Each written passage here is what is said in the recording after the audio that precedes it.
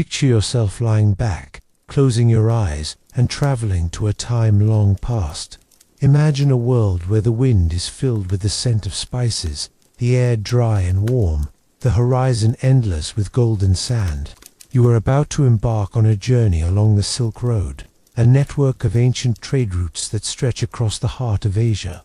This was a place where merchants, caravans, and cultures collided, creating a rich tapestry of stories, goods, and beliefs. As the sun sets on this sprawling desert, we follow the footsteps of forgotten traders. Their names may not be etched in history books, but their stories live on in the goods they traded, the cities they built, and the connections they made. These were the lifeblood of the Silk Road, the merchants who crossed great distances with only their camels for company. The trade routes were more than just paths for goods. They were the veins through which the pulse of civilization beat. Now, think for a moment. Where are you watching from?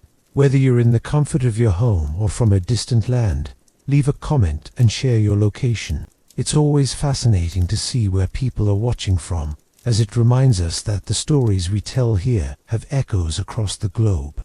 As you settle in, allow your mind to wander back to those ancient days. Feel the soft sway of the caravan, hear the rhythmic clop of camel hooves against the sand, and imagine the traders who, just like us, dreamed of new places and new horizons. Their journeys were filled with risk, adventure, and quiet moments of reflection, much like your own travels in this world of sleep. Part 1. The birth of the Silk Road, a path across continents. Imagine standing at the edge of a vast horizon, where the earth meets the sky in an endless stretch of sand and rugged mountains.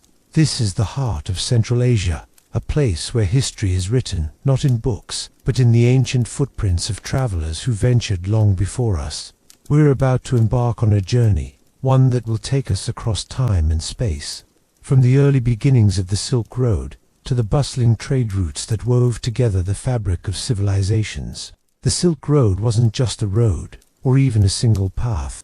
It was a network, an intricate tapestry of trade routes that spanned continents and crossed harsh landscapes.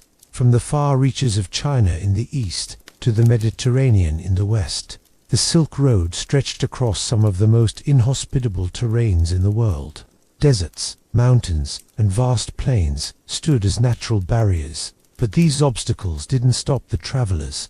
They simply became part of the journey. It all began over 2,000 years ago, during the reign of the Han dynasty in China. Picture it. The year is 130 BCE. A young diplomat named Zhong Qian sets out on a mission from Chang'an, the imperial capital, to find allies in Central Asia. Little did he know, his journey would become the spark that ignited one of the most significant trade networks in human history. Zhong Qian's mission was to establish relations with the USE, a nomadic people in the far west, but he was forced to travel through what was then a vast, unexplored wilderness. Along the way, he encountered strange cultures, new goods, and unfamiliar peoples.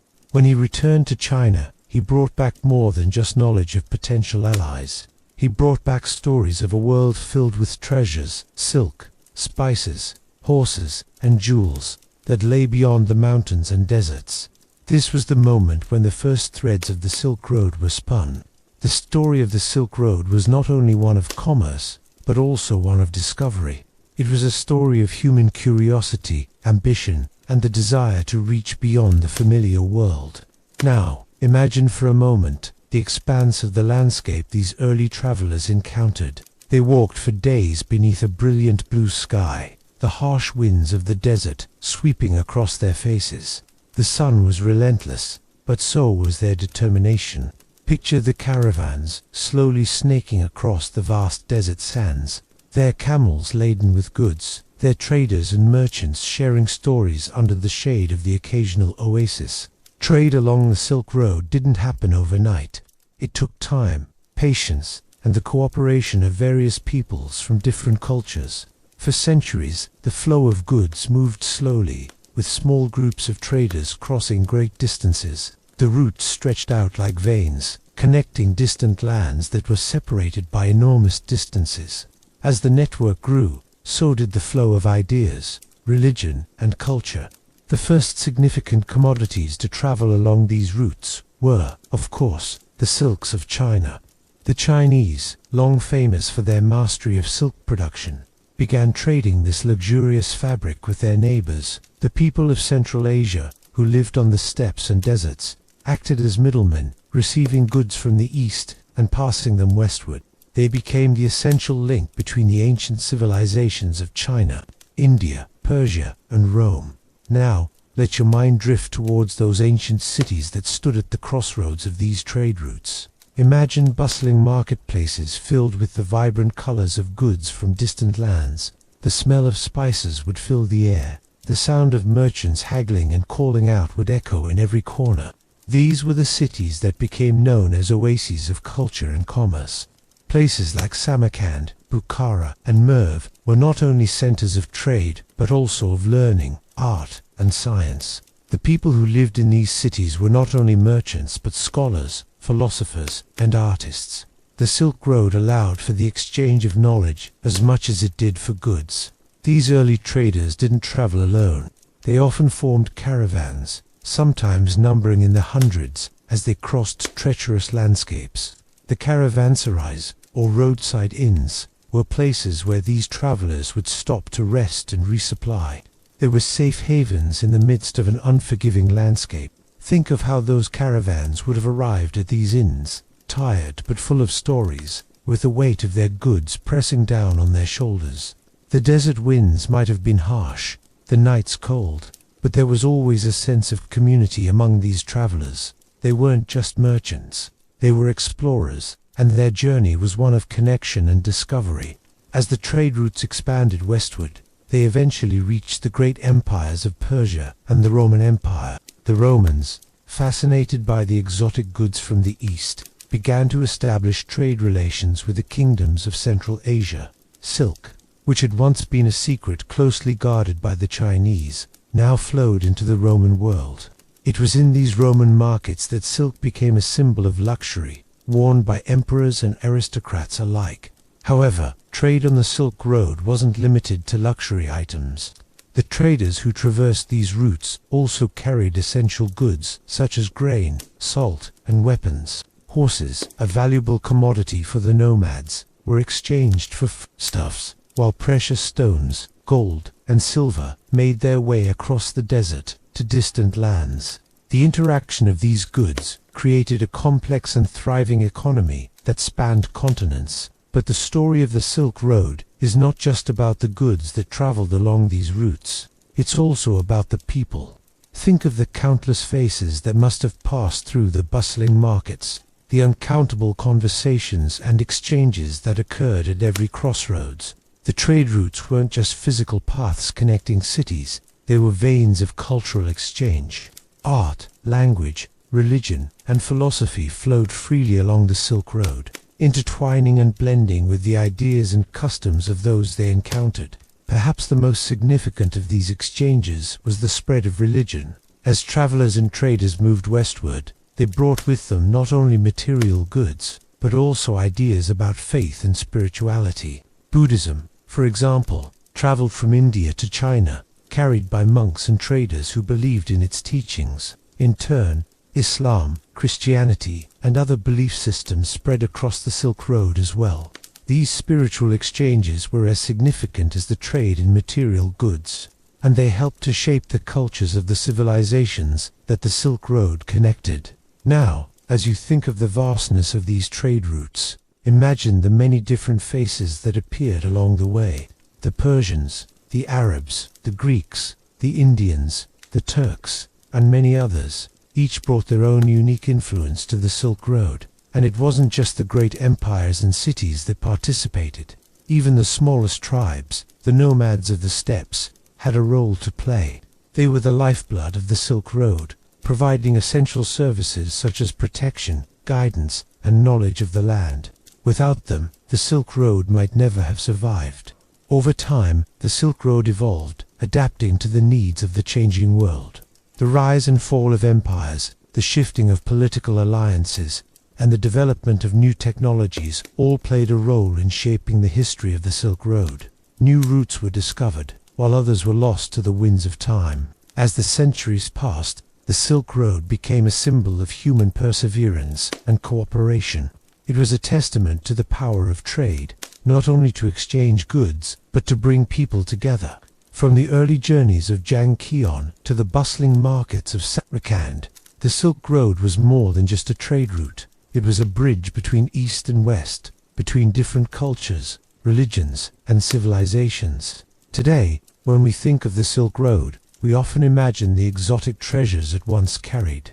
We think of the silks, the spices, and the jewels. But what we should also remember is that the true treasure of the Silk Road was just the goods that were exchanged.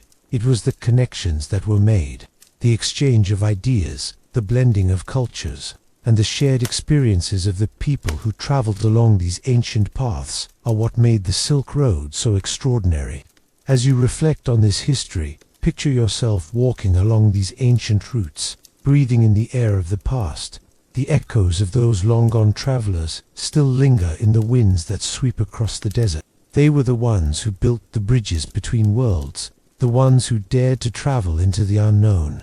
Their legacy continues to shape our world, even today. Part 2. Caravans and Camels. The lifeblood of the trade routes. Imagine a vast expanse of golden desert, stretching as far as the eye can see. The horizon shimmers with heat, and the air is thick with dust. A soft wind blows across the dunes, carrying with it the faint sound of voices of men and women who have been walking for days, weeks, or even months. You are in the heart of the ancient Silk Road, where merchants, nomads, and travelers from every corner of the world converged. And at the center of this bustling scene are the caravans, the very lifeblood of this ancient trade network. The caravan is more than just a group of people traveling together. It is a small mobile society, organized and purposeful, crossing great distances with precious goods that would change the world. But what makes the caravan so special, so vital to the Silk Road, is not just the people or the goods they carried, is the animals, particularly the camels, that formed the backbone of these journeys. Picture a caravan of camels, their heavy loads strapped securely to their sides, slowly plodding across the desert. Each camel carries the weight of good silks, spices, grains, and treasures destined for distant markets. The camels, with their long legs and wide cushioned feet, are perfectly suited for the harsh terrain. They are the true heroes of the Silk Road, enduring the intense heat of the day, the bitter cold of the night, and the endless miles of sand. Without them, the vast trade network of the Silk Road would not have been possible. For centuries, the camel was the primary mode of transportation across the deserts of Central Asia. The dromedary, or one-humped camel, was particularly prized for its endurance and ability to carry heavy loads over long distances without needing much water. In fact, a camel can travel for days, even weeks, without drinking, making it the perfect companion for traders navigating the arid landscapes of the Silk Road. Their thick coats protect them from the harsh sun, while their nostrils come close to block out the dust storms that frequently sweep through the desert. Think for a moment about the journey these caravans made. The traders would often set out in the early hours of the morning, just before the sun rose high in the sky. The coolness of the dawn was a welcome relief after the long, sweltering days spent under the scorching heat. The sound of the camels' hooves on the sand was rhythmic, like a soft, steady heartbeat, lulling the travelers into a calm, almost meditative state. As the sun rose higher, the caravan would pause at the edge of an oasis, a precious patch of green in the vast desert. Here, the camels would drink their fill, and the travelers would rest, sharing stories of distant lands and faraway cities. At night, around the campfires, the air would be filled with the warmth of shared meals and laughter, the flickering flames casting long shadows on the sand. The caravan, though far from home, had become a small, tight-knit community, bonded by the shared purpose of moving goods and ideas across the land. Now, let's turn our attention to the merchants who traveled with the caravans. These traders were not just businessmen, they were adventurers and explorers, much like the early pioneers of any great journey. They came from many different cultures and regions: India, Persia, Arabia, and beyond it, bringing their own goods and knowledge to the Silk Road. The traders didn't simply pass through the lands they traveled, they became a part of them. They adopted new languages, learned new customs, and formed lasting friendships with the people they met along the way. For a merchant, the journey was not just about the destination, it was about the encounters along the way. Picture a merchant from China. Having spent weeks traveling across the deserts of Central Asia, he reaches a bustling caravanserai, a roadside inn, where traders from Persia and India have gathered. The air is thick with the scent of spices and incense, and the sound of different languages fills the space. In this place, the merchant can rest and replenish his supplies, but more importantly, he can engage in the exchange of stories, goods, and ideas. The caravanserais were the lifeblood of the Silk Road, serving as both rest stops and social hubs. They were safe havens, where travelers could find shelter from the elements, protect their goods from thieves, and meet others who were making the same long journey. Some caravanserais were little more than simple tents or huts, while others were grand structures, with walls of mud brick and large courtyards.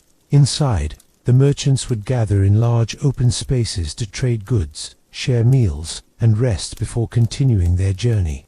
Many caravanserais also had wells, providing vital water for both the camels and the traders who relied on them. The role of the caravanserai was essential, but it was the camels themselves that made these long journeys possible. Without the camels, the traders would not have been able to transport their goods across such treacherous terrains.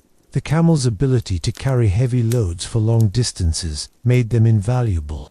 A single caravan could consist of dozens, even hundreds, of camels, each carrying goods destined for markets thousands of miles away. The goods they carried were not always as glamorous as the silks and spices that are often associated with the Silk Road, though silk was the most famous commodity. The trade also included items like glassware, ceramics, tea, and even iron and steel. In exchange for these goods, traders would often barter for things they could not find in their own land: horses from the steppes, wool and furs from the north, and precious stones and metals from the south. As the caravans traveled through the vast desert, they followed a series of well-established routes, which over time became marked by the landmarks of the desert's ancient wells, mountains, and ruins of long-forgotten cities. Some of these routes were treacherous, crossing hostile lands where bandits and robbers lurked, waiting for an opportunity to strike. The merchants had to be vigilant, forming alliances with local tribes or soldiers to protect themselves from these dangers. The protection of these trade routes was not just about military might. The Silk Road was, after all, a network that spanned many different regions, each with its own politics and customs. Traders and travelers had to navigate a complex web of relationships with local rulers, merchants, and even religious leaders. Some empires, like the Persian Empire and the Tang dynasty of China, ensured the safety of travelers and merchants along the Silk Road, providing protection and infrastructure to keep the routes open. Other regions were less stable, and in those places, travelers had to rely on the goodwill of local tribes or the protection of private armed guards. But despite the dangers, the Silk Road thrived, and the caravans continued to travel year after year, carrying with them not just goods, but ideas, technologies, and stories from far-off lands. With each journey, the traders and their camels became part of a larger story, one of connection, exchange, and the enduring spirit of exploration. Imagine the joy that would have been felt by a merchant who, after months of travel, finally reached a bustling market where his goods were eagerly awaited. The excitement of unloading silk from China, spices from India, or glassware from the Roman Empire must have been palpable. The traders who worked along the Silk Road were more than just business people. They were cultural ambassadors, carrying stories and traditions from one part of the world to another. They were the first to bring knowledge of distant lands to the far corners of the earth. But the caravans were also witnesses to the great empires and civilizations that rose and fell along the way. The Persian Empire, with its vast roads and wealth of knowledge, was one of the greatest civilizations to influence the Silk Road. The mighty Roman Empire, with its insatiable desire for luxury goods, played an important role in the flow of trade. while the Tang dynasty in China, with its advanced technologies and cultural achievements, shaped the route's evolution. As the centuries passed, the flow of goods continued, but the world around the Silk Road began to change. The Mongol invasions in the 13th century, for example, opened up new routes across Asia, while the rise of maritime trade routes in the 15th century began to reduce the prominence of the overland routes. Despite these changes, the legacy of the caravan, the camel, and the merchants who traveled the Silk Road remains a testament to the enduring spirit of exploration and exchange. And so, as you lie there, wrapped in the warmth of sleep, imagine yourself traveling along the Silk Road, surrounded by the steady rhythm of camels' hooves and the quiet hum of life in a caravan. Picture the ancient cities and the distant lands that stretch out before you, and think of the people who made this vast network of trade possible. They were the quiet heroes of history, the ones who connected the world, one step at a time. Part 3. Meet the traders, faces behind the goods. Imagine a quiet evening beneath the vast sky of the ancient world. The sun is just beginning to set, casting a soft golden light across the landscape. You stand at the edge of a bustling caravanserai, where the steady murmur of conversation fills the air. The traders have just arrived, their camels slowly settling down after a long, arduous journey. This is a place where goods from distant lands are exchanged, and yet, the true heart of the Silk Road lies not in the silks, spices, or precious stones, but in the people who carried them. As the soft glow of the campfires illuminates the faces of these traders, take a moment to think of them not as nameless figures, but as individuals with dreams, hopes, and stories of their own. These traders, from every corner of the known world, played an essential role in the grand tapestry of the Silk Road. Behind every piece of silk, every precious gem, every vial of perfume, there was a person who had walked, ridden, or traveled great distances to bring these treasures to new lands. Today, we will meet some of those faces and hear their stories, so often overlooked by history. The traders who made up the vast network of the Silk Road were incredibly diverse. Some came from the highlands of Persia, others from the steppes of Mongolia or the fertile plains of India. There were merchants from the bustling cities of China, the vast deserts of Arabia, and even from the far-flung lands of the Roman Empire. They were not a homogeneous group, but rather a colorful mosaic of peoples, cultures, and languages. And yet, despite their differences, they were united by one common goal, the exchange of goods and ideas. Picture now a merchant from the city of Samarkand, a great trading hub that lay at the crossroads of Asia. He has spent years perfecting his craft, learning how to navigate the complex networks of the Silk Road. His family has been involved in trade for generations, passing down knowledge of the land, the people, and the goods that flow through this great network. His hands are calloused from years of handling precious fabrics, and his face is weathered from the long hours spent under the harsh desert sun. Yet, there is a certain pride in his eyes as he surveys the goods around him. For him, this isn't just about the wealth he might accumulate, but about being part of something much larger connection between worlds, an ancient bridge between East and West. The merchant of Samarkand, like many others, didn't simply sell goods, he was also a cultural ambassador. The goods he traded were not just commodities, but carried with them the stories of his people. When he sold a piece of Chinese silk, it wasn't just a fabricate, it was a piece of Chinese craftsmanship, a symbol of the skill and tradition that had been passed down through generations. When he traded spices from India, he wasn't just selling ingredients, he was offering a taste of the exotic, the unknown, and the far-off lands that lay beyond the horizon. Now, let's step into the shoes of another trader, a merchant from the Arabian Peninsula. The Arabs were some of the most skilled traders on the Silk Road, renowned for their ability to navigate the vast deserts and their keen business acumen. This merchant is a seasoned traveler, accustomed to the hardships of the desert and the long, slow journeys that could take months. He is familiar with the desert's secrets, the hidden oases, the paths that wind through the sand dunes, and the quiet beauty of the stars at night. To him, the desert is both a challenge and a friend, a constant companion on his travels. As he moves through the caravanserai, He exchanges pleasantries with the other merchants, many of whom are fellow Arabs, but others who come from far-off lands like India, China, or Persia. His specialty is incense and perfumes, rare fragrances that come from the exotic plants of Arabia. These scents, once considered the domain of the gods, are highly prized in the courts of Persia and Byzantium. To trade in such precious goods is an honor, and the merchant feels a deep sense of pride when he sees the admiration in the eyes of his customers. For him, the journey is not just about profit, it's about sharing a piece of his home with the world, introducing the world to the mysteries of his culture. Next, let's meet a merchant from India. India was the source of many highly sought-after goods on the Silk Road: spices, textiles, and gems, to name just a few. The Indian merchant is a man of great knowledge, not only about the goods he trades, but also about the spiritual and philosophical traditions of his homeland. He carries with him not just bags of pepper, cinnamon, and turmeric, but stories of the great epics of India, tales of gods, kings, and warriors that have been passed down through the generations.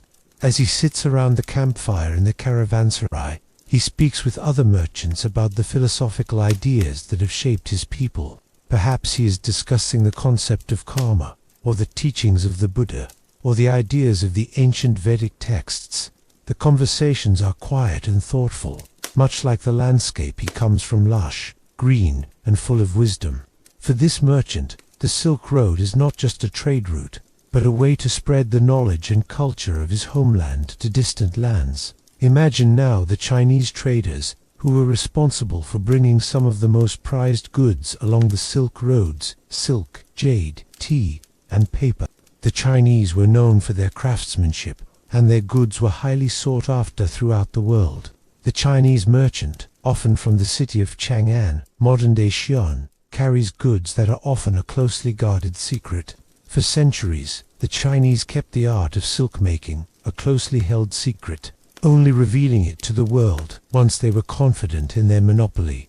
Silk, in particular, became a symbol of luxury and wealth, and the Chinese traders were proud to be the ones who held the key to its production. But, for the Chinese merchant, the Silk Road was more than just an economic opportunity.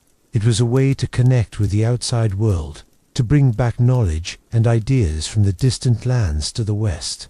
The Chinese were keenly interested in the goods and cultures of the West, and they saw the Silk Road as a means to broaden their horizons.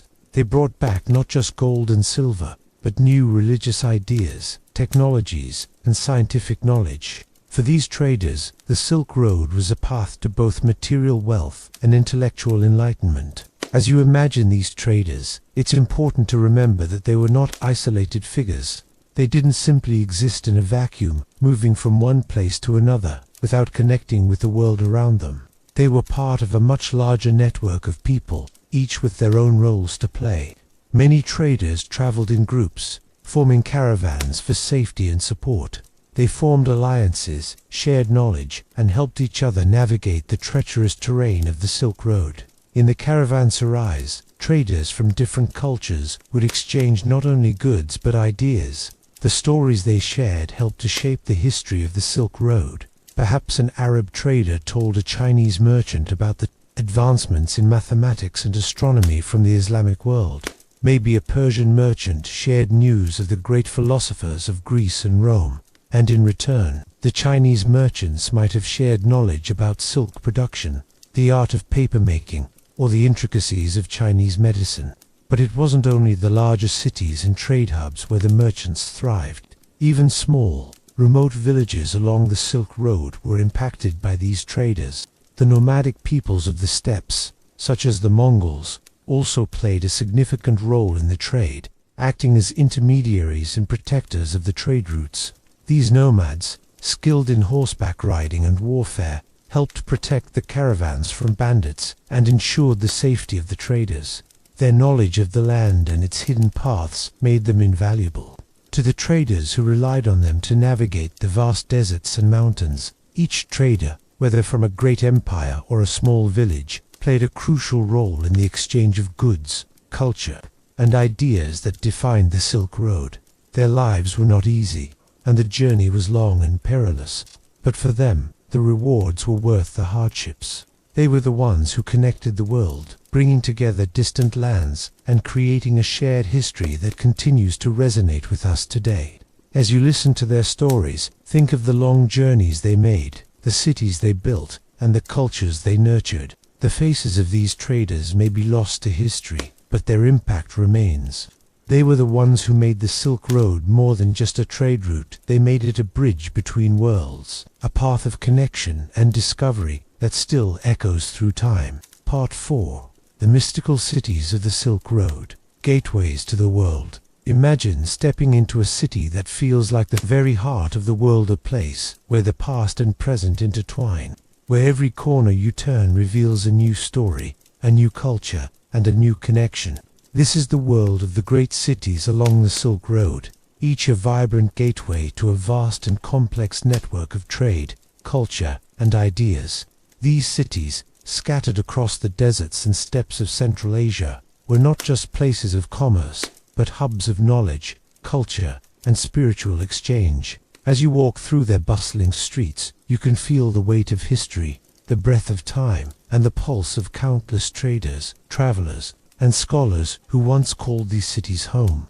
One such city, standing at the crossroads of trade and culture, is Samarkand, a city as old as time itself. Samarkand lies nestled in the heart of Central Asia, surrounded by the rugged mountains of the Pamirs and the vast plains of the steppe. It is one of the most famous cities along the Silk Road, a place where the East and West met and mingled for centuries. Its streets were once filled with the sounds of countless languages: Persian, Arabic, Turkish, and Chinese, as merchants from all corners of the known world came together to trade goods and share knowledge. Samarkand was not just a place of commerce, however. It was also a center of learning and culture.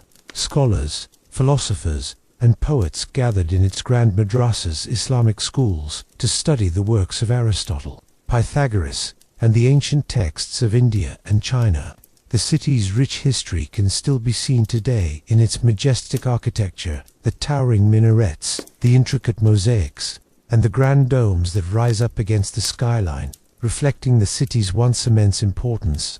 As you stroll through Samarkand's ancient streets, you can almost hear the whispers of the past, the footsteps of Timur Tamerlane, the great conqueror who made Samarkand his capital.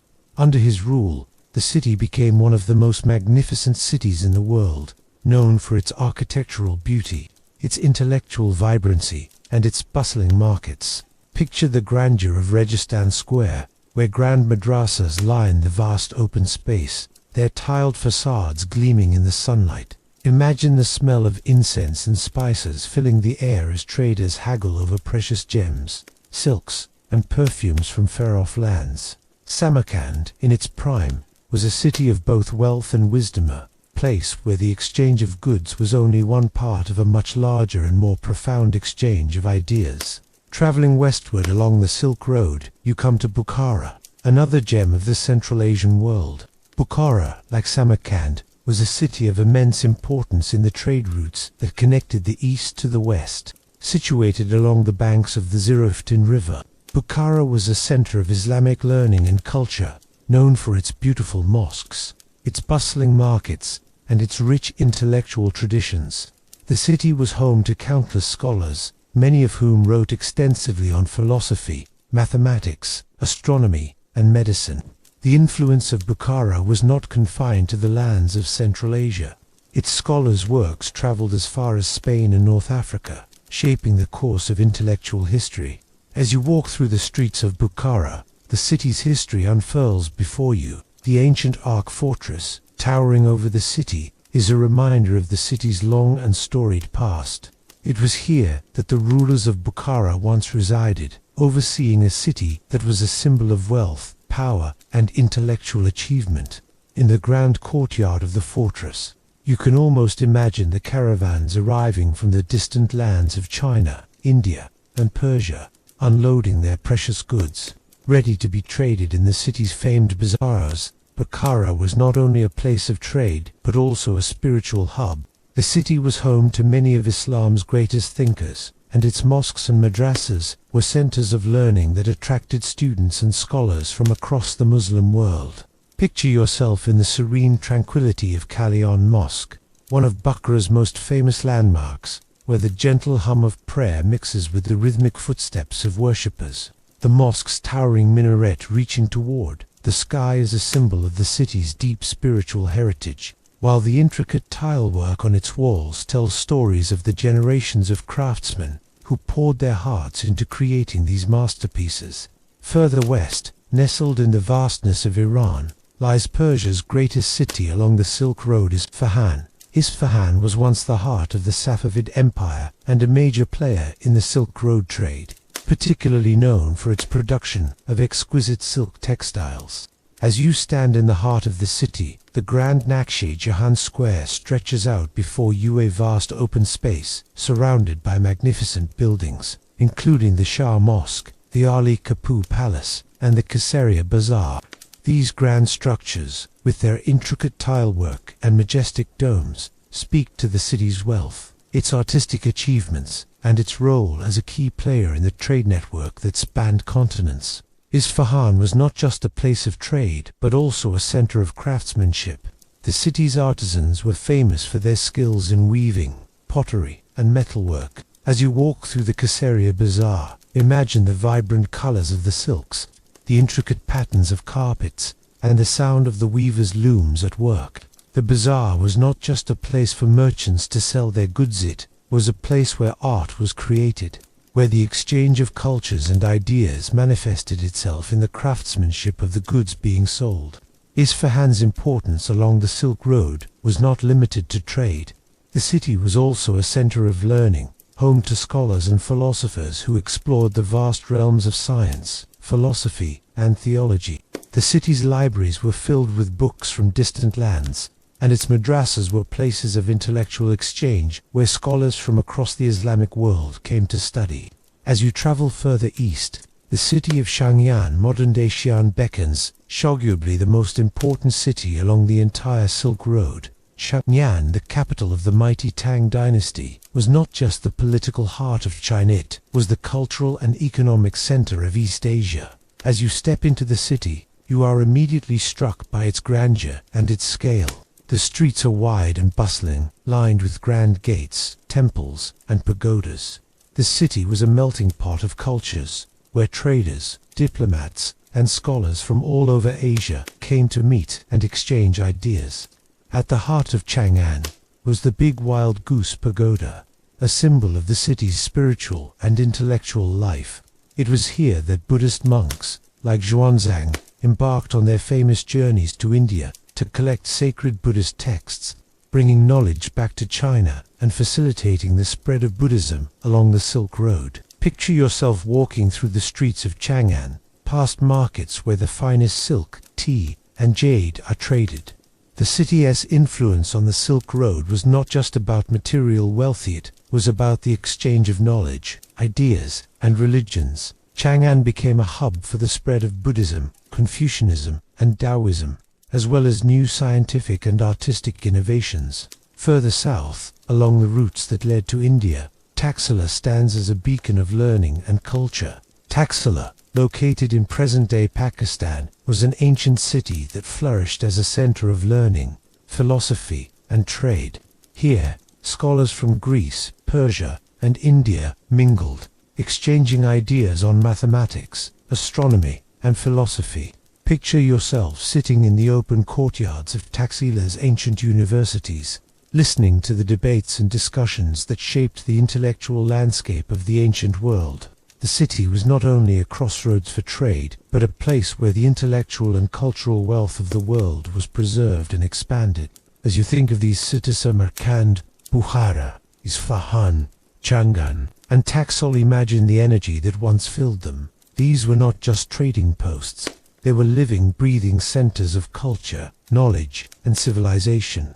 They were places where the world met, where cultures and ideas intertwined, and where the past and future converged. These cities were gateways to the world, and through them, the Silk Road became more than just a trade route. It became a path of connection, a bridge that linked distant lands and brought the diverse cultures of Asia, the Middle East, and Europe together. Now, as the night draws closer and you settle into your thoughts, Picture the quiet of these ancient cities. The hustle and bustle of the markets has quieted, and the soft glow of lanterns fills the streets. The traders have closed their shops for the night, but their stories live on, passed down through the generations. And as you lie here drifting towards sleep, you can almost feel the gentle rhythm of life in these mystical cities, carried on the winds of time, waiting for you to dream of the great exchanges that once shaped the world. Part 5. The dangerous terrain. Crossing deserts and mountains. The caravan begins to stir as the first light of dawn breaks over the horizon. The vast, endless desert stretches out in front of you, a sea of sand and heat. The air is dry, and the landscape seems barren, yet beneath the surface, it is full of life and danger. You are standing at the edge of one of the most formidable obstacles on the Silk Road, the Taklamakan Desert.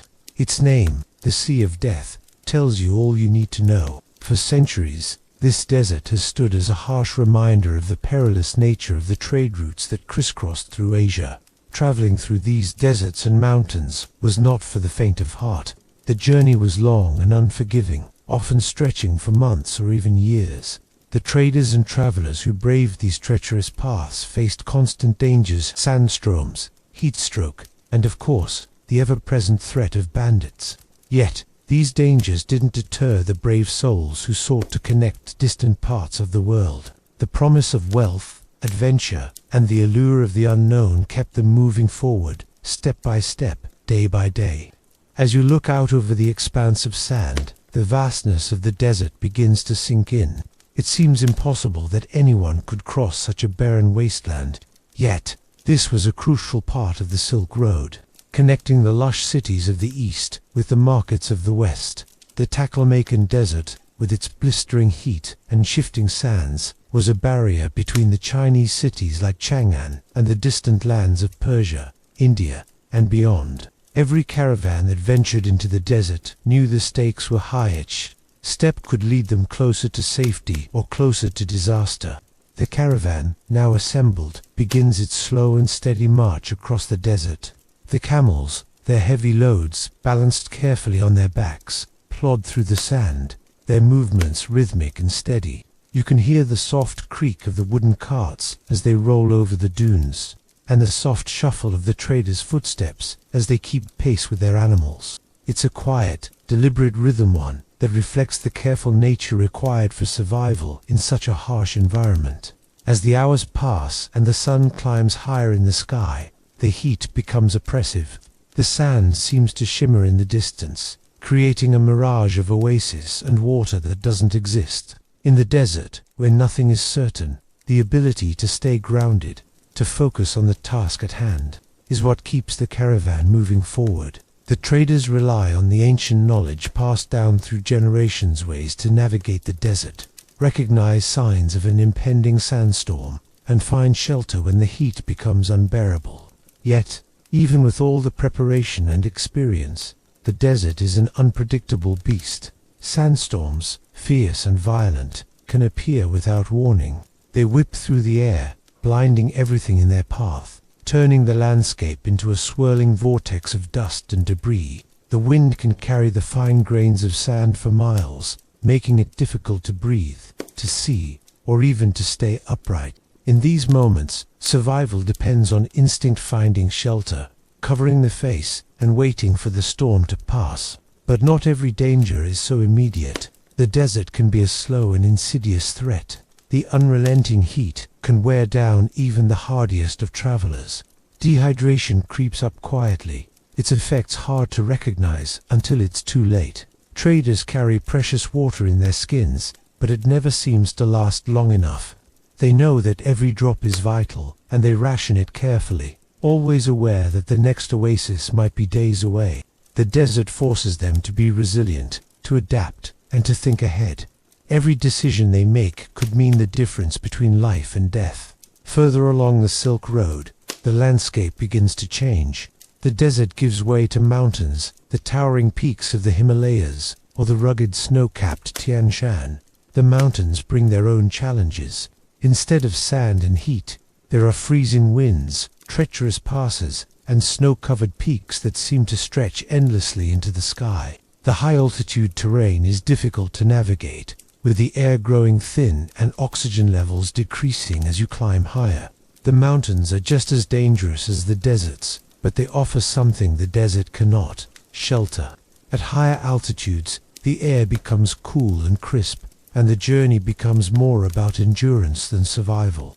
In the mountains, the caravan might move more slowly, picking its way carefully along narrow paths carved into the steep slopes. The cold is a constant presence, seeping into the bones, but it's the threat of avalanches or sudden rock slides that makes the mountains especially perilous. The traders are well aware of these dangers, and many carry special equipment designed to help them navigate the mountains. They wear heavy cloaks to protect themselves from the cold and carry tools like pickaxes and ropes, which can be used to help them climb steep sections or cross ravines. Despite all of their preparation, the mountains remain an unpredictable challenge, with changing weather conditions that can turn a safe path into a deadly one. Even a slight miscalculation can lead to disaster. As the caravans climb higher, the paths become narrower, and the risk of falling or being trapped in a storm increases. But it's not just the natural elements that make these terrains so dangerous. The mountains and deserts are also home to bandits, nomadic raiders who see these vulnerable caravans as easy targets. The high, remote areas along the Silk Road were often the perfect places for ambushes. Traders and travelers who were caught in such attacks could lose everything: their goods, their camels, and sometimes even their lives. To mitigate this threat, caravans often traveled in large groups, with armed guards hired to protect the cargo and the people. The presence of these guards made the caravan more formidable, but it also meant that the traders had to share a portion of their profits with those who protected them. Despite these threats, the travelers on the Silk Road formed a tight-knit community. The dangers of the terrain forced them to rely on each other in ways that went beyond commerce. The traders shared stories, meals, and even friendships with those they encountered along the way. Each journey, while fraught with risk, also brought with it the opportunity for connection.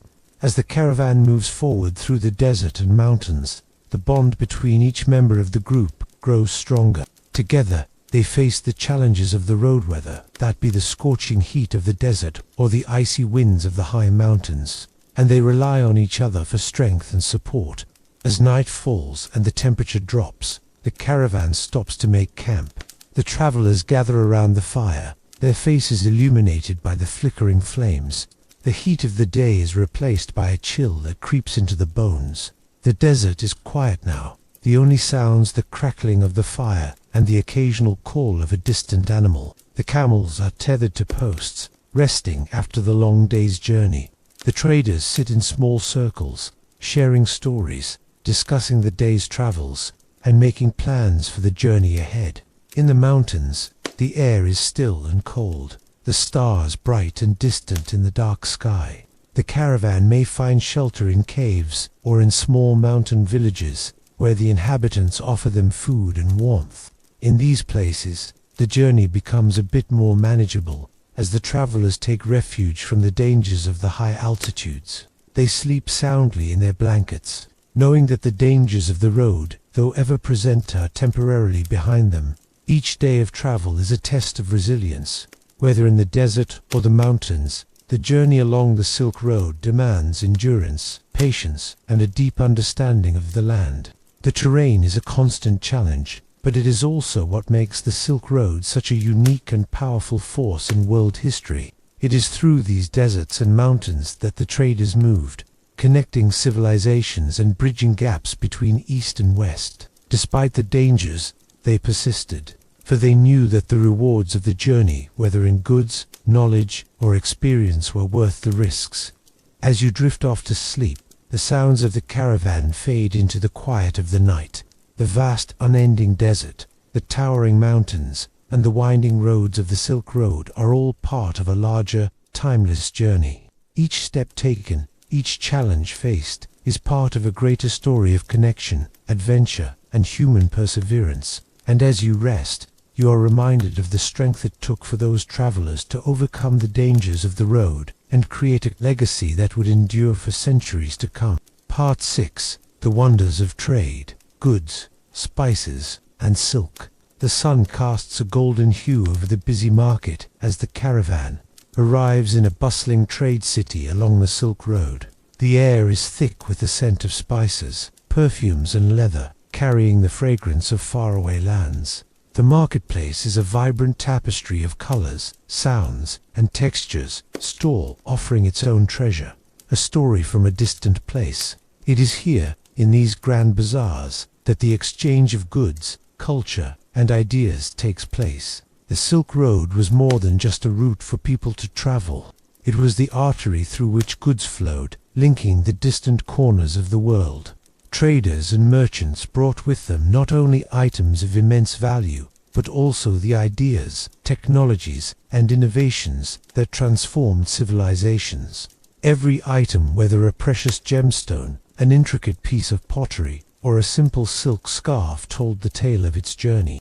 From the remote mountain passes of Central Asia to the bustling ports of the Mediterranean, each piece passed through many hands, each one adding to its history, its value, and its legacy. At the heart of this exchange was silk, the shimmering fabric that gave the Silk Road its name. Silks were not just prized for their beauty, but for their rarity and the labor-intensive process required to produce them. The silkworms from which silk was derived could only be raised in specific climates, making the raw material difficult to obtain. This precious commodity was woven into intricate patterns and dyed in brilliant colors, often adorned with gold and silver thread. It was the most coveted item along the entire route, and its trade stretched from the courtrooms of China to the far-reaching empires of Rome and Persia. The journey of silk from east to west was a story in itself. In Chang'an, the great capital of China, skilled artisans would spend hours spinning the delicate fibers, creating fabrics so fine that they seemed to shimmer in the light. The silk was then transported across treacherous landscapes, through deserts, and over mountains, to reach cities like Bukhara, Samarkand, and Isfahan. Along the way, traders would carry bundles of silk through the arid deserts of Central Asia and the high-altitude passes of the Himalayas, where the danger of the journey was ever present. Silk was a luxury item for the elite, and those who could afford it, emperors, kings, and nobles, would wear it as a symbol of wealth and status. But silk was not the only valuable commodity traded along the Silk Road. The route was also famous for the exchange of spices, which were no less precious. The aromas of cinnamon, pepper, cardamom, and saffron filled the air, adding depth and richness to the lives of those who could afford them. Spices were used not only in cooking, but in medicine, cosmetics, and religious rituals. They were thought to have magical properties, capable of healing ailments or enhancing the senses. Traders brought spices from the farthest reaches of India, Southeast Asia, and the islands of the East, selling them in bustling markets across Central Asia and the Middle East. The discovery and trade of spices along the Silk Road also sparked a wave of curiosity and exploration. The Roman Empire, for example, became infatuated with pepper, which was grown in the Indian subcontinent. Pepper was so highly prized that it was used as currency in some parts of the world. The demand for spices fueled the rise of empires, particularly those in the East, and the wealth that came from this trade helped to fund the great cultural and architectural achievements that continue to impress us today. But the Silk Road was not limited to silk and spices. It was also a conduit for the exchange of precious metals like gold, silver, and copper. Traders would transport these metals across the great distances of Asia, from the mines of India and Persia to the grand palaces of the emperors. These metals were used to create coins, jewelry, and decorative pieces that symbolized the wealth and power of those who possessed them. Beyond these valuable commodities, the Silk Road also facilitated the trade of everyday goods that were just as essential to the lives of the people who traveled the route. Textiles, pottery, and leather goods were among the most common items exchanged along the route. Skilled artisans from Central Asia and the Middle East created beautiful carpets, pottery, and garments that reflected the rich cultural traditions of their homelands. These items, often made from local materials, became prized possessions in foreign lands, cherished not only for their beauty, but for the stories they told about the cultures from which they came. As the caravan moves deeper into the market, the hum of trade becomes a constant rhythm. The sounds of haggling and bartering fill the air, as merchants offer their goods, negotiating for the best price. The market is a mosaic of colors and texture: scarves made from brightly dyed silks, fine china from the porcelain kilns of China, and carpets woven with intricate geometric patterns. The wealth of the world is on display here, from the rich tapestries of Persia to the delicate pottery from the far reaches of the East. But not all goods were tangible. Along with the physical items, the Silk Road was also a conduit for knowledge. The exchange of ideas was as valuable as the goods themselves. Scholars and religious figures traveled the same routes as traders, bringing with them the philosophies and teachings of faraway lands. Buddhism, for example, spread from India to China and beyond, carried by the monks and pilgrims who made the long journey along the Silk Road. The great Buddhist texts were transported from the temples of India to the libraries of Central Asia and China, where they were translated and studied by scholars who passed them on to the rest of the world. Islamic scholarship also found its way along these same paths, with intellectuals traveling from Baghdad and Damascus to Bukhara and Samarkand. The knowledge of the ancient Greeks and Romans was preserved and expanded upon by Islamic scholars, who made significant advancements in fields such as mathematics, astronomy, and medicine. These ideas were then carried to Europe, where they would help to fuel the Renaissance centuries later. Technologists, too, traveled along the Silk Road. The art of papermaking, for instance, originated in China, and it spread westward through Central Asia, reaching the Islamic world and eventually Europe. The printing press, gunpowder, and composisol, innovations that would shape the course of history, were also carried along the same routes. As the day wears on, the caravan finally begins to unload its goods in the market. Traders set up their stalls, arranging their wares with care. Bright, gleaming silks are spread out like the colors of the rainbow. The air is alive with the sounds of coins clinking, goods being sold, and stories being shared. Here, every item holds a deeper meaning. A bundle of silk is not just fabric, it is a symbol of the journey that brought it here, the labor of the hands that spun it, and the vast distances it has traveled. A bag of spices is not just a commodity, it represents the crossing of mountains, the struggle against the elements, and the enduring spirit of those who made it possible. In the evenings, after the sun sets and the markets begin to quiet, traders gather around the fire to rest and share their stories. The night is a time for reflection, for remembering the long and difficult journey that has brought them to this point. And as they drift into sleep, the world they va left behind and the world they va yet to discover linger in their dreams.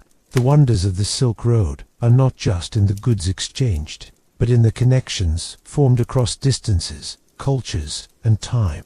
Through the trade of silk spices and other treasures, the peoples of Asia, the Middle East, and Europe came to understand one another more deeply, sharing not only tangible items but also ideas, philosophies, and innovations that would shape the future.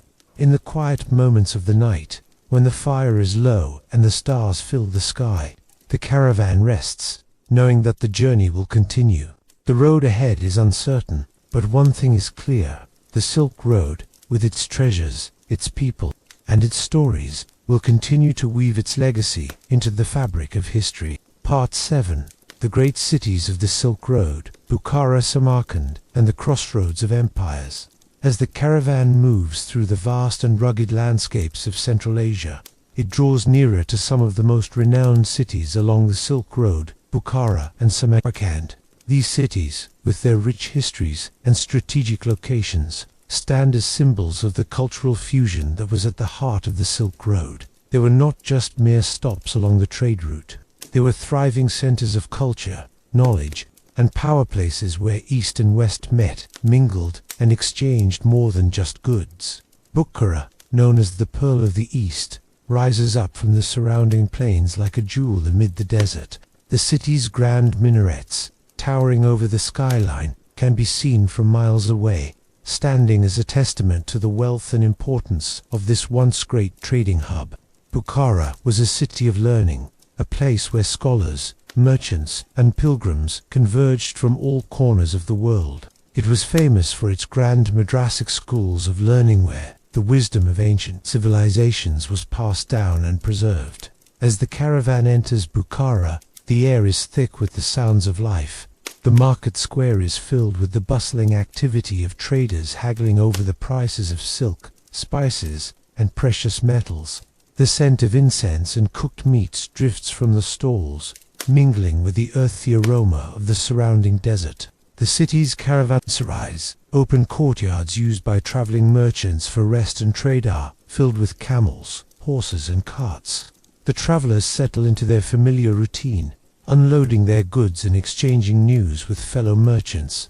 Bukhara was also known for its grand mosques and madrasas, centers of Islamic learning that attracted scholars from across the Islamic world.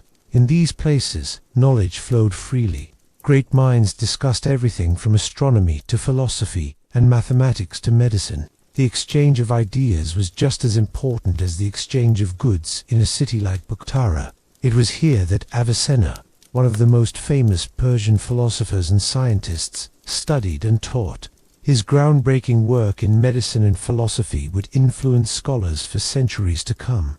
The caravan moves on to Samarkand, another of the Silk Road's most legendary cities, perched along the banks of the Zeroshan River. Samarkand is a city where history feels alive in every stone, every building, and every street. It was a city built by empires, its magnificent palaces and mosques reflecting the grandeur of the Timurid Empire, an empire that spanned much of Central Asia and Persia.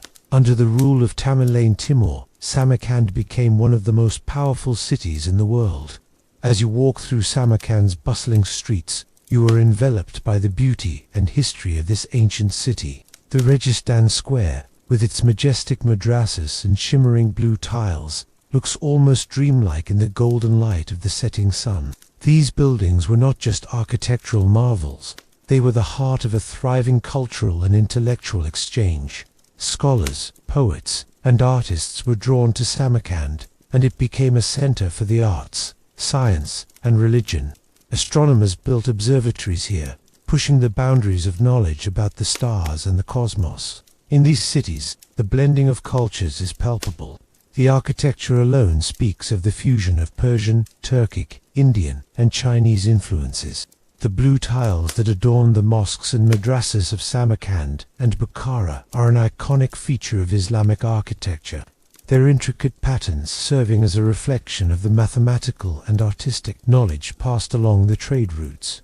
Calligraphy flourishes in these cities, with beautiful Arabic script adorning buildings and manuscripts, often written by the hands of skilled scribes, who spent their lives perfecting their art. These cities were also known for their craftspeople artisans, who created extraordinary textiles, pottery, metalwork, and carpets. The fine porcelain of Samarkand was highly sought after in faraway lands, prized for its intricate designs and vibrant colors. Silk weavers produced textiles that were coveted across Asia, while metalworkers crafted delicate jewelry and tools. Each piece of craftsmanship told the story of the city's culture and its position along the Silk Road. The goods produced in these cities were more than commodities. They were expressions of the city's soul, testaments to the creativity and skill of its people. Samarkand and Bukhara also played pivotal roles in the spread of Islam. Both cities were important centers for religious learning and pilgrimage, and many of the great religious leaders of the Silk Road passed through their gates. It was here that the Quran was studied and interpreted, where Islamic scholars gathered to exchange ideas, and where Sufi mystics sought spiritual enlightenment. The mosques and shrines of Samarkand and Bukhara are not just places of worship, but centers of spiritual energy, where the faithful came to find peace and solace amidst the bustle of trade and commerce. As the caravan rests in one of the caravanserais of Samarkand, you feel the weight of history that presses upon these streets. The city hums with life traders from China, Persia, and the Arabian Peninsula, all converging in this crossroads of the world. Each one carries with them not only goods, but ideas, stories, and memories of faraway lands. The air is filled with the sounds of languages from across the world, each with its own rhythm, melody, and history. The caravan's traders walk through the city's markets, exchanging their goods for the treasures that Samarkand has to offer. The silk of China, the spices of India, the carpets of Persia are laid out in vibrant displays, waiting to be traded for something new. But it's not just the physical goods that are exchanged. In Samarkand, you also find ideas, philosophies, inventions, and cultural traditions that will travel far beyond these walls, influencing the world for generations to come. Both Bukhara and Samarkand were also political centers. Their strategic locations made them highly coveted by empires. The Sassanid Empire, the Arab Caliphates, the Mongols, and the Timurids all fought for control over these cities, as their position along the Silk Road made them valuable prizes. They were gateways to the east, and whoever controlled them had access to the wealth, knowledge, and trade that flowed along the road. The conquerors left their mark on these cities, adding their own architectural styles, traditions, and cultural influences to the mix. Despite the wars and invasions, these cities remained beacons of intellectual and cultural exchange. The blending of cultures, religions, and ideas that took place in Bukhara and Samarkand is a reflection of the broader purpose of the Silk Road, a highway of trade, not just for material goods, but for the sharing of knowledge. It was here that the ancient knowledge of Greece, India, and China came together, creating a melting pot of intellectual achievement that would influence the world long after the Silk Road ceased to be a primary trade route. As night falls over Samarkand, the streets quieten.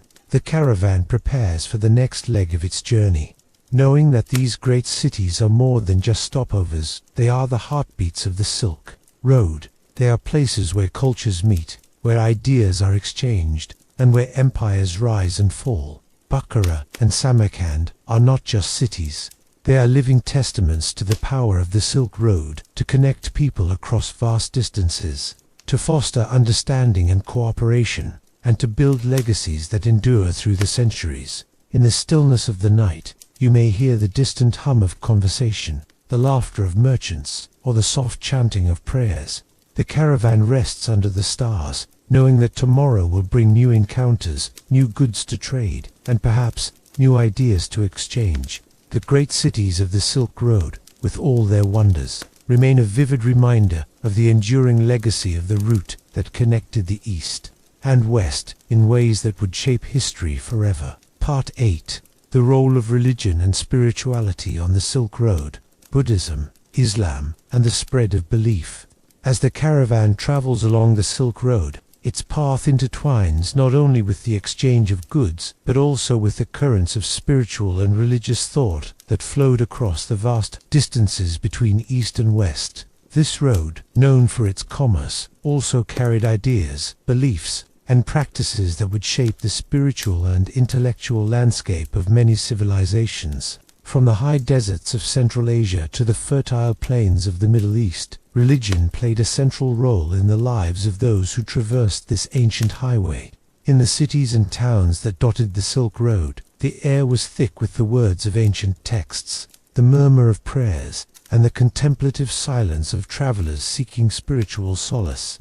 People of different faiths crossed paths, exchanging not only material goods, but also insights into their beliefs. The influence of Buddhism, Islam, Zoroastrianism, and many other religions spread along the Silk Road, touching the hearts and minds of countless individuals. One of the most profound spiritual influences along the Silk Road was Buddhism, which began its journey from India to the East and West, slowly making its way into the heart of Central Asia, China, and even as far as Korea and Japan.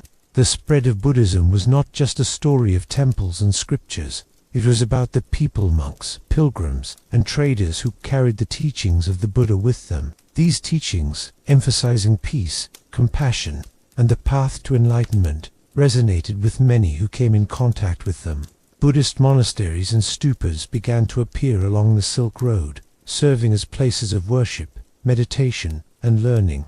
These holy sites were often situated in strategic locations, such as oasis towns and trading centers, where travelers could rest and replenish both their bodies and their spirits. The journey along the Silk Road was long and grueling. and for many, the Buddhist monasteries provided a sanctuary, a place to reflect, to seek guidance, and to find inner peace amidst the chaotic bustle of trade and travel.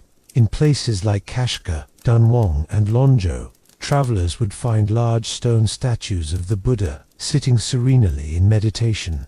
The influence of Buddhism on the Silk Road is also reflected in the famous Buddhist cave temples of Dunhuang, where exquisite murals and sculptures tell the story of the Buddha's life and the journey of Buddhism from India to China. These artistic depictions not only served as religious symbols, but also as an important vehicle for cultural exchange. The artistry and symbolism of Buddhism mingled with the local cultures along the Silk Road, blending with the aesthetics of Persia, India, and Central Asia. It wasn't just the Buddhist monks who carried the teachings of the Buddha. As the Silk Road expanded, so did the network of Buddhist communities. Traders, merchants, and pilgrims all took part in spreading Buddhist ideas, often in exchange for goods or protection on their journey. The monasteries, in turn, became places of learning, where scriptures were translated into various languages, allowing the teachings of the Buddha to be shared far and wide. In fact, it was along the Silk Road that the Diamond Sutra, the world's oldest known printed book, was produced, a testament to the central role that the spread of Buddhism played in shaping the world. In addition to Buddhism, the spread of Islam was a defining feature of the Silk Road's religious landscape. By the 7th century, Islam had begun to make its way eastward from the Arabian Peninsula, reaching the cities of Persia, Central Asia, and beyond. As the Arab caliphates expanded their empire, the influence of Islam spread quickly through the trade routes that linked the Middle East with the rest of the world. The presence of Islam along the Silk Road was not simply about the spread of religious doctrine. It was also about the integration of Islamic culture, art, and philosophy into the diverse societies along the route. Islamic architecture, with its intricate geometric designs and majestic mosques, became a prominent feature in cities like Samarkand, Bukhara, and Baghdad. The call to prayer, echoing across the cities, became a familiar sound to travelers who had come from distant lands. The caravanserais, where traders would rest after a long day's journey, often contained a small mosque or prayer room. These sacred spaces were a sanctuary, offering a quiet space for reflection and prayer. It was common for merchants from different backgrounds, whether Persian, Turkic, or Chinese, to engage in religious dialogue, exchanging ideas about their respective faiths. Some may have come to Islam through trade and interaction with the Arabic-speaking world, while others encountered it through the teachings of Sufi mystics, who often traveled the Silk Road, spreading the message of love, tolerance, and inner peace. One of the most important intersections of Islamic and Buddhist thought occurred in cities like Bukhara and Samarkand, where scholars from both religious traditions came together to share knowledge and ideas. These cities were not just centers of trade, but also of intellectual and spiritual exchange. Scholars translated Quranic texts and Islamic philosophy into the local languages, while Buddhist monks would engage with Islamic thinkers on matters of morality, ethics, and the nature of existence. These dialogues, though often brief, laid the groundwork for a deeper understanding between the cultures, enriching both religious traditions. Another religious force along the Silk Road was Zoroastrianism, the ancient faith of Persia, which had its own significant impact. While it did not spread as widely as Buddhism or Islam, it remained an important part of the religious tapestry of the Silk Road. The Zoroastrian influence can be seen in the early trade routes, where fire temples were established in key locations, serving as places of worship and community gathering. These fire temples, with their ever-burning flames, symbolized the eternal nature of life and the divine presence.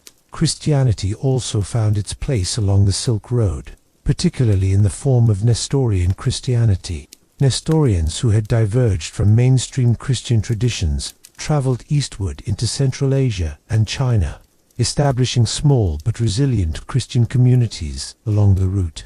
Nestorian monks and missionaries spread their faith through the cities of Persia, Khorasan, and China, where they would often integrate elements of local culture into their practices, making their faith more accessible to the diverse people they encountered. Each of these religions, while distinct in practice and belief, shared one common trait: they were all part of the journey. The very act of travel along the Silk Road was often seen as a spiritual pilgrimage. Whether it was Buddhist monks traveling to India to retrieve sacred scriptures, or Muslim pilgrims making their way to Mecca, for many, the road itself became a metaphor for the spiritual journey, long, arduous, and filled with challenges, but ultimately leading to greater understanding and enlightenment. The role of religion on the Silk Road was not one of division, but of connection. The spiritual practices of Buddhists, Muslims, Zoroastrians, Christians, and others were intertwined with the trade of goods and the sharing of ideas. Religion, in its many forms, was not just a personal belief system. It was a unifying force that helped people find common ground across cultural, linguistic, and political boundaries. As traders shared stories and exchanged goods, they also shared spiritual wisdom, transforming the Silk Road from a mere trade route into a pathway of enlightenment, where people could seek both material wealth and spiritual fulfillment. In the stillness of the caravanserais, as traders settled down after a long day, the sound of prayer could often be heard, whether it was the call of the muezzin, summoning Muslims to their prayers, the chants of Buddhist monks meditating on the path to enlightenment, or the soft murmur of Zoroastrian prayers to the eternal fire. The roads may have been long and difficult, but for those who journeyed along them, the Silk Road was more than just a physical path. It was a road that led to greater understanding, spiritual connection, and ultimately, a deeper sense of belonging to the world. As the caravan continues its journey, crossing deserts, mountains, and rivers, it carries with it not only the finest silks, spices, and jewels, but also the spiritual wisdom that has been passed from one generation to the next. In this way, the Silk Road remains as much a spiritual path as it is a trade route, a symbol of the power of belief to unite people across great distances, to bring diverse cultures together, and to create a legacy that will endure through the ages. Part 9. The arrival of the Mongols, conquerors, traders, and the transformation of the Silk Road. As the caravan winds its way through the rugged mountains and vast steppes of Central Asia, the echoes of a new power begin to stir in the air. The once stable paths of the Silk Road are about to be reshaped by the arrival of a force that will forever alter the course of history. These travelers, nomads from the far reaches of the Eurasian steppe, are known as the Mongols. Led by their formidable leader Genghis Khan, the Mongols would sweep across the plains, conquering vast territories and changing the dynamics of trade, culture, and politics along the Silk Road. The Mongol Empire, forged in the crucible of the harsh Mongolian steppes, would become the largest contiguous empire in history. By the time Genghis Khan and his descendants had finished their campaigns, their domains stretched from the Pacific Ocean in the east to the Mediterranean Sea in the west, encompassing much of Central Asia, China, Persia, and even parts of Eastern Europe. The Mongols, feared for their military prowess and unrelenting tactics, were also keenly aware of the importance of trade, and their rule over the Silk Road would bring both destruction and transformation. The Mongols were nomads, living in portable homes known as yurts, and their lifestyle was rooted in the harsh, unforgiving terrain of the Mongolian steppes. For centuries, the Mongols had lived in relative isolation, following their herds of cattle, horses, and sheep across the vast grasslands. Their society was built around a warrior code of honor, loyalty, and respect for the strong, and their military success was driven by their unparalleled horsemanship, archery, and discipline. Genghis Khan, born as Temujin in the late 12th century, was a man of extraordinary vision and ambition. After uniting the disparate Mongol tribes through a combination of diplomacy, marriage alliances, and military conquest, Temujin declared himself Genghis Khan, meaning universal ruler. His rise to power marked the beginning of an era of Mongol dominance that would stretch across much of Asia and beyond. As the Mongols swept across Central Asia, they encountered the thriving cities along the Silk Road. Cities like Samarkand, Bukhara, and Merv, which had long been centers of culture, trade, and learning. To the merchants and scholars who lived in these cities, the Mongols were a terrifying presence. The Mongols' reputation for brutal conquests preceded them, and their arrival was often accompanied by destruction, death, and the razing of cities. Entire populations were massacred, and the once thriving cities of the Silk Road fell under the Mongol boot. In Bukhara, for example, when Genghis Khan's army arrived in 1220, the city's residents hoped for mercy. They were wrong. The Mongols laid siege to the city, and once it fell, they slaughtered thousands of its inhabitants. The same fate befell other cities in the region, and the devastation of these once great centers of culture and trade became a symbol of the Mongol conquests. The sheer scale of destruction caused by the Mongols' military campaigns would be remembered for centuries. Yet, in the midst of this destruction, there was also a remarkable transformation. The Mongols were not merely conquerors, they were also savvy rulers, and their empire's reach across such vast distances required them to develop an intricate system of governance, trade, and communication.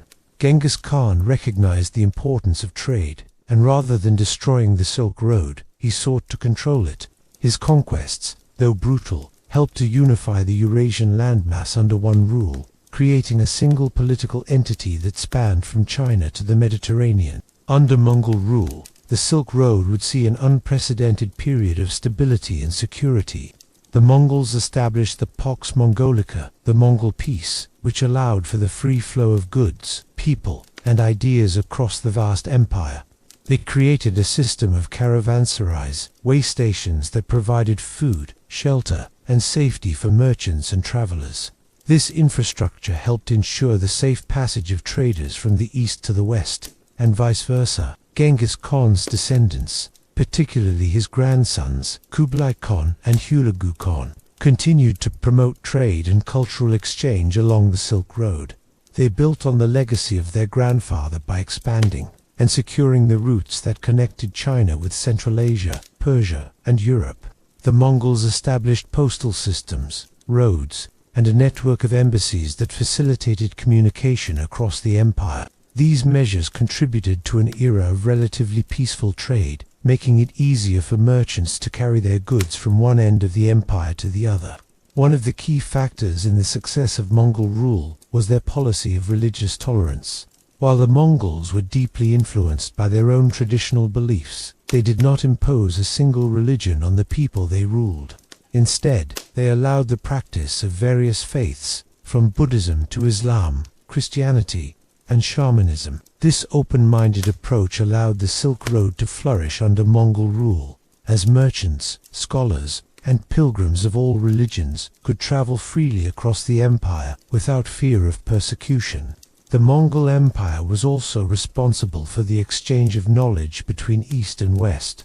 Under Mongol protection, scholars from China, the Middle East, and Europe were able to travel and share their ideas. For example, the famous Venetian explorer Marco Polo traveled to the Mongol court of Kublai Khan in China, and his accounts of his journey provided the West with a rare glimpse into the East. Polo's writings ignited interest in the vast riches of China and the possibility of direct trade with the East, setting the stage for later European exploration. The Mongols also played a crucial role in the transmission of technological innovations along the Silk Road. The gunpowder that had been developed in China spread to the Middle East and Europe during the Mongol era, forever changing the nature of warfare. Similarly, the compass, which had been used by Chinese sailors for centuries, made its way westward, revolutionizing navigation and aiding the European age of exploration. The Mongols were instrumental in the movement of such technologies, which helped to bridge the gap between East and West. Despite the devastation wrought by the Mongols, their empire also brought with it a flourishing of culture, art, and learning. The Persian and Chinese cultures, which had been long isolated from each other, began to interact more directly under Mongol rule. Persian poets, scholars, and artists traveled to the Mongol court, where they were able to collaborate with Chinese intellectuals, architects, and craftsmen. This cross-cultural exchange led to a renaissance in art, literature, and architecture in both the East and the West, with new styles emerging from the blending of diverse traditions. Under Mongol rule, the cities of Persia, Central Asia, and China flourished once again as centers of trade and culture. Baghdad, once a thriving center of knowledge, was rebuilt after its destruction by the Mongols, and cities like Samarkand and Bukhara regained their importance as centers of learning and commerce. The Silk Road, though forever changed by the Mongol invasions, continued to be a vital artery for the exchange of goods, ideas, and cultures, albeit under a new regime. The Mongol conquests and the Pax Mongolica that followed also reshaped the very nature of trade along the Silk Road. The goods that passed through the empire were not just limited to silk and spices, but included a wide range of technologies, scientific knowledge, art, and even diseases. The Black Death, which would devastate Europe in the 14th century, spread along the same trade routes that had once carried the riches of the East. This tragic consequence of the Silk Road also highlighted the interconnectedness of the world that the Mongols had helped to create. As the Mongol Empire began to fragment and weaken in the 14th century, the Silk Road began to shift once again. The rise of new powers and the changing dynamics of global trade would eventually lead to the decline of the Silk Road as the primary route for transcontinental trade. But even as the Mongols' empire fell into decline, their legacy remained an empire that had forever altered the landscape of the Silk Road, connecting East and West in ways that would leave an indelible mark on world history. Part 10. The Decline of the Silk Road. Changing trade routes, political fragmentation, and the rise of sea routes. As the centuries passed and the world changed, so too did the fate of the once vibrant Silk Road. The golden age of this ancient trade route, which had stretched from the shores of China to the Mediterranean Sea, was slowly coming to an end. The reasons for its decline were many: shifting political powers, the rise of new trade routes, the disintegration of empires, and the emergence of new technologies. The Silk Road, once the lifeblood of cultural exchange and commercial prosperity, would gradually give way to a new era, one that was shaped by the forces of exploration, colonization, and global maritime trade. By the 14th century, the once unified Mongol Empire had begun to fracture. The grand expanse of the Pax Mongolica, which had provided stability and security along the Silk Road, began to unravel. The Mongol Khanates, which had controlled vast stretches of land, were no longer able to maintain their authority over such a sprawling empire. Political fragmentation and internal strife weakened the Mongol rule, leading to the rise of rival powers and the eventual collapse of the Mongol system. At the same time, the cities that had once thrived along the Silk Road's Samarkand, Bukhara, Kashgar, and Merv began to suffer from a combination of invasions, warfare, and the slow erosion of their importance as trade hubs. The route through the Persian plateau became increasingly dangerous, with marauding bands of nomads, local conflicts, and the weakening authority of regional rulers making travel difficult and uncertain. Trade caravans, once able to move freely across the vast expanse of the Silk Road, were now subject to more frequent attacks, forcing merchants to reconsider their travel routes. The rise of powerful new states and empires in the Middle East, Europe, and Asia further contributed to the decline of the traditional Silk Road routes. In the East, the rise of the Ming dynasty in China marked the beginning of a more inward-looking period, with China turning its attention toward internal stability rather than outward expansion.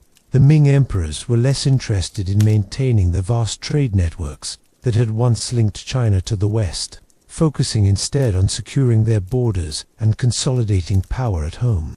This shift in priorities further isolated the eastern sections of the Silk Road from the rest of the world. In the West, the Ottoman Empire rose to power in the 15th century, bringing a new set of challenges for Silk Road trade. The Ottomans, who controlled much of the land around the eastern Mediterranean, imposed strict controls over trade routes that passed through their territories. This, combined with their dominance over the Red Sea and the Arabian Peninsula, began to shift the flow of goods away from the overland trade routes and toward new maritime routes. It was the growing Turkish influence in the West, coupled with the political fragmentation in the East, that would ultimately signal the decline of the land-based Silk Road. Traders who once relied on overland routes began to look for alternative ways to transport goods from Asia to Europe. One such alternative was the sea route. The advent of new maritime technologies, including improved shipbuilding techniques and navigational tools like the compass and astrolabe, made it possible for European sailors to venture farther than ever before. These new technologies, combined with the increased demand for luxury goods such as silk, spices, and precious metals, spurred European explorers to seek out direct sea routes to Asia. This marked the beginning of the Age of Exploration, an era in which European powers would turn their attention toward overseas exploration, leading to the discovery of new trade routes, including the famous spice routes to India and the Cape of Good Hope. The first significant blow to the overland Silk Road came with the fall of Constantinople in 1453. The Ottoman Turks, under Sultan Mehmed II, captured the city, effectively closing the overland routes to Europe. The Ottomans' control of the Bosphorus Strait and their dominance of the eastern Mediterranean forced European traders to reconsider their reliance on the Silk Road. They began to seek new ways to reach the wealth of the East, and the idea of sailing directly to India and China began to gain traction. In 1498, the Portuguese explorer Vasco da Gama famously rounded the Cape of Good Hope and reached India, opening up a new sea route that bypassed the Ottoman-controlled Silk Road entirely. Soon after, other European powers, including the Spanish, Dutch, and English, followed suit, establishing their own maritime trade routes to Asia. The era of global exploration had begun, and with it, the age-old trade routes that had once connected the East and West by land began to fade into history. The development of sea trade routes had several profound effects on the Silk Road. For one, it significantly reduced the demand for the overland transport of goods. Goods that were once carried by camel caravans and packed into trading posts along the Silk Road could now be shipped more efficiently and more safely by sea. The opening of sea routes also led to a greater exchange of goods between Europe, Africa, and Asia. Spices, textiles, precious metals, and other luxury items were now being transported across vast distances by ship, further diminishing the importance of land-based trade. The decline of the Silk Road was also tied to the rise of new global economic systems. As European powers established their colonies in the Americas, Africa, and Asia, they began to shift the center of global trade away from the Middle East and Central Asia. The Atlantic world became increasingly important, and the Mediterranean Sea, which had once been a major trade hub, began to lose its significance. Overland routes through Central Asia, which had once served as the primary means of connecting East and West, were slowly abandoned. By the 16th century, the once great caravanserais of the Silk Road had fallen into disrepair, and the bustling cities of Bukhara, Samarkand, and Kashgar became shadows of their former selves. The region saw the rise of new powers, such as the Safavids in Persia, and the Mughal Empire in India, who were more focused on local issues and internal affairs than on maintaining the old trade routes. The Silk Road, though still alive in memory, was no longer the thriving artery of commerce and culture that it had once been. Yet, even as the traditional overland Silk Road declined, its legacy persisted. The cultural exchanges that had occurred along the Silk Road through the spread of ideas, religions, and technologies continued to influence the world for centuries. The silk, spices, and porcelain that had once flowed through the route left their mark on European tastes and aesthetics. The Buddhist art that had flourished in the cave temples of Dunhuang continued to inspire artistic traditions in China, Japan, and beyond. The scientific and mathematical knowledge that had been exchanged between Persia, India, and China became foundational to the intellectual developments of the Renaissance. Even as the maritime trade routes took precedence, the legacy of the Silk Road endured. The deserts and mountains that had once been traversed by weary travelers were still there, silent witnesses to the ebb and flow of empires. And although the caravans no longer crossed the vast expanse of Central Asia, the ideas, beliefs, and goods that had traveled those ancient paths continued to shape the world in subtle, enduring ways. Part 11. The Legacy of the Silk Road, Cultural Exchange, Technological Transfer, and the Modern World. As the ancient caravan routes of the Silk Road faded into the annals of history, the world that they helped create did not disappear with them. Instead, the legacy of the Silk Road continues to reverberate through time, influencing the course of global history in ways that are still felt today. The cultural exchanges, technological transfers, and networks of trade that flourished along the Silk Road left an indelible mark on the societies they touched. Though the physical roads may no longer be traveled by the great caravans, the connections forged through centuries of interaction between East and West remain part of our shared human heritage. The exchange of goods along the Silk Road was not limited to silks, spices, and precious stones. One of the most profound aspects of this trade route was the movement of ideas, beliefs, and cultures across continents. The Silk Road served as a conduit for the spread of religions such as Buddhism, Islam, Christianity, and Zoroastrianism. As traders and travelers moved along the routes, they brought with them not only material goods but also philosophical and religious ideas that reshaped societies on both sides of the route. Buddhism, which had its origins in India, traveled eastward along the Silk Road to China, Korea, Japan, and Southeast Asia. The exchange between the Buddhist monks, scholars, and merchants from India, Central Asia, and China resulted in the rich fusion of cultures and traditions. The ancient Buddhist cave temples in Dunhuang, China, with their intricate paintings and sculptures, stand as a testament to this deep cultural and religious exchange. These artworks not only depict religious iconography, but also offer a glimpse into the daily life and beliefs of the people who lived along the Silk Road. Similarly, the spread of Islam from the Arabian Peninsula to Central Asia, India, and China marked another significant cultural transformation facilitated by the Silk Road. Persian and Arab scholars traveled to cities like Samarkand and Bukhara, which became centers of learning and intellectual exchange during the Islamic Golden Age. The teachings of Islamic philosophy, mathematics, astronomy, and medicine were carried along the Silk Road, shaping the scientific and intellectual traditions of many regions. Christianity, too, found its way along the Silk Road, particularly in the form of the Nestorian Church, which spread from the Byzantine Empire and Persia into Central Asia and China. The Nestorian missionaries, often traveling alongside merchants, played a crucial role in connecting the East and West through their religious and cultural outreach. Some of the earliest Christian communities in Asia were established in China, where the faith was first introduced in the Tang dynasty, long before the arrival of European missionaries centuries later. Along with the spread of religion came the exchange of art and literature. The great cities of the Silk Road, such as Samarkand, Bukhara, and Baghdad, became renowned centers of learning and culture. Scholars from different cultures and religious backgrounds came together in these cities to study and share their knowledge. This intellectual exchange led to advancements in astronomy, mathematics, engineering, and medicine that would later influence the Renaissance in Europe. For instance, the Arabic numerals that we use today were first introduced to Europe through the Silk Road, and many of the mathematical concepts developed by Indian and Persian scholars were carried westward by the traders and scientists who traveled the routes.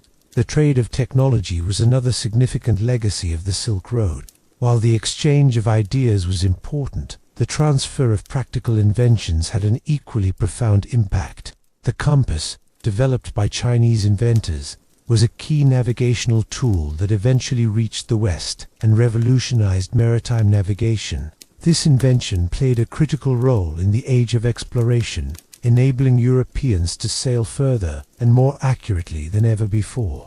The technology of gunpowder, also developed in China, made its way along the Silk Road to the Middle East and Europe. Its military applications would transform warfare across the globe, changing the balance of power in many regions. Similarly, the knowledge of papermaking, a Chinese invention, spread westward through Central Asia, and it was eventually adopted in the Islamic world and later in Europe, where it helped fuel the spread of literacy and the printing press. One of the most significant technological transfers along the Silk Road was the movement of textile technologies. The Chinese monopoly on silk production was one of the driving forces behind the development of the Silk Road. But as the centuries passed, the techniques for sericulture, the cultivation of silkworms, and the production of silk began to spread westward. The cities of Bukhara and Samarkand, which had once been centers of silk trade, became famous not only for their goods but also for their weaving techniques, which influenced textile production in the Islamic world and eventually in Europe. The spread of agricultural products also played a crucial role in shaping the Silk Road's legacy. Crops such as wheat, barley, rice, and sugar traveled along the routes, transforming diets and farming practices across vast regions. The introduction of the horse and other animals between East and West also had a profound effect on the agricultural and military capabilities of different empires. The Mongols, for example, brought with them new breeds of horses that were better suited for the harsh steppe environment, influencing military tactics and trade practices across Eurasia. The enduring legacy of the Silk Road is not only found in the physical objects that traveled along its routes, but also in the cultural exchange that took place. The fusion of Eastern and Western art, architecture, language, and cuisine is a testament to the centuries of interaction between diverse peoples and civilizations. The Mughal Empire in India, for example, combined Persian, Indian, and Central Asian styles to create some of the most iconic architecture in the world, including the Taj Mahal, the Persian miniatures, and Chinese porcelain that crossed the Silk Road, found their way into the art collections of wealthy Europeans, leaving a lasting impact on European art during the Renaissance. Even in the modern world, the legacy of the Silk Road can still be felt. The ancient trade routes may no longer be traveled by merchants on camelback, but the spirit of exchange and interconnectedness lives on. The Belt and Road Initiative, launched by China in recent years, seeks to revive the ancient Silk Road in a modern context, connecting China to countries across Asia, Africa, and Europe through infrastructure projects, trade, and investment. In this way, the Silk Road's legacy of fostering economic, cultural, and intellectual exchange is being reimagined for the 21st century. The world today is still shaped by the flows of people, goods, and ideas that began along the Silk Road. From the foods we eat to the technologies we rely on, from the religions we practice to the art we create, the influence of this ancient trade route is ever present. It serves as a reminder that, despite the barriers of geography and time, humanity has always found ways to connect, share, and learn from one another. The Silk Road was not just a physical pathway for trade, it was a bridge for understanding, collaboration, and the exchange of ideas that helped shape the modern world. In the end, the Silk Road was more than a network of roads or a series of trade routes. It was a testament to the power of human connection and the ability of people from different cultures, religions, and backgrounds to come together and create something greater than the sum of its parts. It was a place where the world met, mingled, and transformed, leaving behind a legacy that endures to this day. Part 12. Reflective Closing. The Silk Road's enduring impact on the world and its future. The Silk Road, once the world's longest and most revered trade route, no longer serves as a physical corridor for merchants, travelers, and explorers. The bustling cities of Samarkand, Kashgar, and Baghdad have all but faded into the distant past. Yet, the history of the Silk Road is far from forgotten. The legacy it left behind is woven into the fabric of modern civilization in ways both profound and subtle, still influencing the dynamics of culture, commerce, and connection. The end of the Silk Road as an active trade route may seem like a natural progression, given the shifts in geopolitical power, the rise of new trade routes, and the advancement of technology. But the closure of these overland paths did not mark the disappearance of its influence. In truth, the Silk Road lives on, its impact etched into the global landscape, its lessons still relevant in a world that remains ever more interconnected. The rise of the maritime trade routes in the late medieval period, the dominance of the Ottoman Empire, and the eventual opening of the Age of Exploration reshaped the world's commerce. Yet, even as the great overland caravans disappeared, the spirit of exchange continued to thrive, albeit in different forms. Today, the Silk Road's legacy is reflected in the deep and complex web of modern globalization that binds nations together. In many ways, the Silk Road was the world's first global network, an intricate tapestry of cultures, religions, and technologies connected across vast distances. It brought together people from the East and West, Asia and Europe, bridging gaps between vastly different civilizations. The flow of goods and ideas along the Silk Road set the stage for the cultural melting pot of knowledge, art, and technology that followed. The people who traveled along the Silk Road, from traders and pilgrims to soldiers and scholars, knew the importance of bridging cultures. They understood that their survival and prosperity depended on their ability to exchange, negotiate, and cooperate across differences, though they may not have had the luxury of the digital connectivity we enjoy today. They built networks of personal, commercial, and cultural connections that continue to reverberate in the modern world. In the 21st century, we can look to the Silk Road as a symbol of collaboration, of diverse cultures meeting, mingling, and creating something greater than the sum of their parts. We see its legacy not just in economic terms, but in the flow of ideas, beliefs, and innovations that have shaped the modern world. The sharing of knowledge across continents continues today, as scientists, entrepreneurs, and thinkers from every corner of the globe collaborate to solve the pressing challenges of our time. At its height, the Silk Road wasn't merely a physical pathway. It was a journey of discovery and exchange of not only goods, but also ideas, art, and culture. The Buddhist monks who carried religious texts from India to China, the Persian merchants who introduced Islamic science to Central Asia, and the European explorers who traveled to distant shores in search of new lands, all of them were part of a greater movement that reshaped the world. Their journeys, though physically challenging and fraught with danger, ultimately laid the foundation for the world we know today. The exchange of art and literature along the Silk Road was profound. The paintings, sculptures, and manuscripts that were carried along these trade routes reflected the diversity of cultures they passed through. The Buddhist cave paintings in Dunhuang offer a rich visual history of the Silk Road, showing not just religious themes, but also depictions of daily life, trade, and the people who made the Silk Road what it was. The Persian miniatures, which combined intricate Islamic artistry with influences from Central Asia, have become icons of a long-gone world.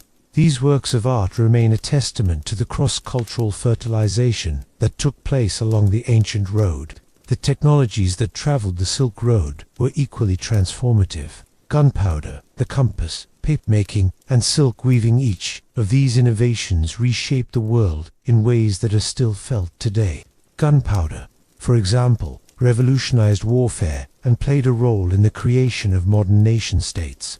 The compass made long-distance maritime travel possible, leading to the era of exploration and the discovery of new worlds. Paper, which was first developed in China, eventually found its way to the West, sparking a revolution in writing, printing, and the spread of knowledge. One of the most significant effects of the Silk Road's cultural exchange was the spread of religions, most notably Buddhism, Islam, and Christianity. Buddhism, which began as a small Indian movement, spread to China, Japan, Korea, and Southeast Asia, fundamentally altering the spiritual landscape of Asia. Islam, too, spread far beyond the Arabian Peninsula, influencing the cultures, politics, and economies of the Middle East, Central Asia, and beyond. And Christianity, first carried eastward by missionaries, would eventually reach the farthest corners of the Asian continent. The migration of religious ideas through the Silk Road laid the foundation for the diverse and dynamic religious and cultural world we live in today. But the Silk Road's legacy is not confined to the distant past.